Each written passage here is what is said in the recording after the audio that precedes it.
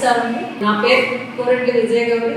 Uttarandhra teacher MLC నియోజకవర్గం నుంచి teacher MLC అభ్యర్థిగా పోటీ చేస్తున్నాను. మన ఉత్తరాంధ్రలో ఉండేటటువంటి జూనియర్ కాలేజీల్లో, డిగ్రీ కాలేజీల్లో, ఐటీఐలో, పాలిటెక్నికల్ కాలేజీల్లో పనిచేస్తున్నటువంటి కాంట్రాక్ట్ లెక్చరర్స్ యొక్క రెగ్యులరైజేషన్ కోసం మరి నేను మండలిలో గట్టిగా కృషి చేస్తానని చెప్పి మీ దృష్టికి తీసుకొస్తున్నాను.